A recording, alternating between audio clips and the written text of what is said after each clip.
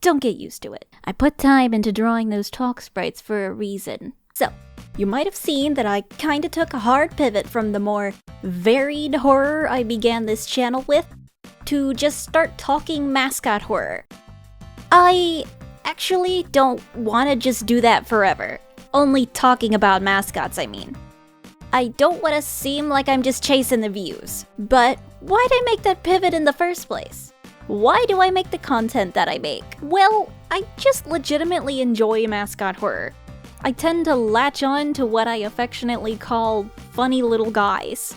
Stuff like Rainbow Friends, or with a more obscure example, this guy. Before even starting YouTube, I had a different thing in mind for this channel. I always wanted to do game development and video essay stuff, and I honestly thought that it would take a while for any traction to happen. So I was kind of procrastinating on starting, and one day I played Kanito Pet on stream, and afterwards I was discussing the story and my theories about it with my cat. One-sided conversation, I know, but during that, I realized, wait, if I've got this much to say, might as well start off the channel with a video like that, huh? On its first day uploaded, obviously the video did not take off. And I really never expected it to go much farther than that, but then it did. Within a week, it was at about 10,000 views, so I kind of floundered, realizing, oh shit, I should get on a schedule for this stuff because the algorithm actually likes me for once. But I didn't really know what to make a video about until something hit me. I'm a game developer, and I have been for about 6 years now, and something had been bugging me for a while. There were so many of these mascot horror games coming out, and literally all the comments I was seeing on them was just making fun of them, even if the people making the games had little to no experience prior to making the game in question. And that reminded me of something I dealt with far back. If you'll tolerate me, I have a story. When I started making my first game, Havoc Fox, I had done it because I really looked up to another game series, Freedom Planet. I wanted to be just like them, and I wanted to be close to my idols, basically just a development team in any way, and to have them like my work. So I joined the official Galaxy Trail Discord server and started posting screenshots of my game there, excited to show them what I was making. Now, what happened is not the fault of the developers. The server was not and never has been run by them. An issue it used to have, though, was that it could be very blunt, and I was not by any means a talented developer at this point, and my pixel art was, to be honest, complete shit. Everything was pillow shaded, which is a beginner mistake that self-taught new pixel artists fall into doing. So when I posted screenshots of this pillow shaded game, nothing too bad happened yet. It only went downhill when I finally had a demo to show. I was executed. A now ex-mod and several other server members who have since apologized called my game boring, contentless. Level 1 sucks. Level 3 sucks the worst. It's lame, annoying. Later, I tried to improve my pixel art and I started posting again. I was told it looked like it had been drawn in MS Paint. I left the server. I came back the next day, figuring that was a bit reckless of me and that I should have had thicker skin. I was greeted immediately with said ex-mod having started talking about my game again after I'd left, outright saying the game was shitty, and both it and the engine sucked, and that he wasn't bothered by any way that I felt about it. I didn't come back to the server again for about a year. This whole thing made me almost quit game development. I was 16, making my first game, and was being publicly shamed in front of my idols for even daring to try. I remember crying, and remember wanting to give up, but after the sadness came the anger and the determination, and I relentlessly set myself to improving to prove them wrong. There's a happy ending, at least. Those efforts for improvement were not unnoticed. And guess who ended that saga working on that favorite game series, and who ended up leaving the mod team? So, back to the present, what is my point here?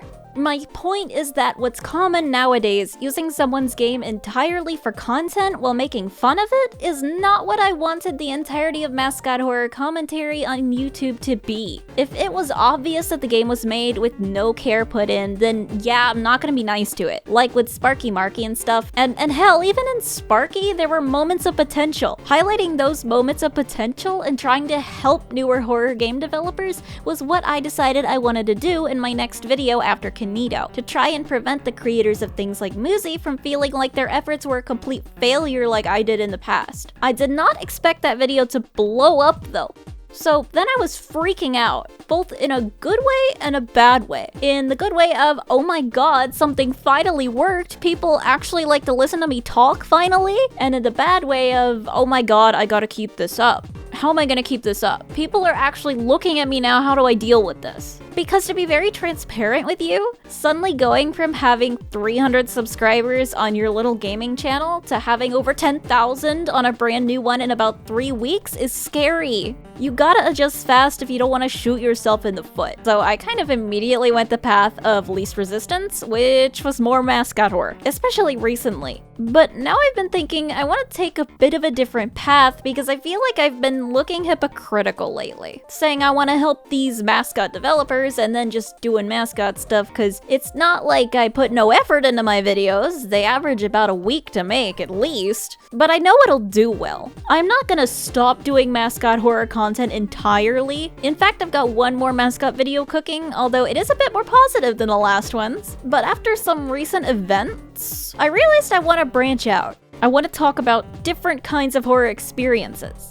Still gonna focus on horror overall, that is my special interest, but it's got so much more to it than just this little sphere. So look forward in the future to hearing about far more parts of my hyperfixation on funny robots and funny little guys, and just on game development in general and how it relates to our sphere. Stuff including a special announcement. To kick off our new era, I'm starting something I've wanted to do for a while.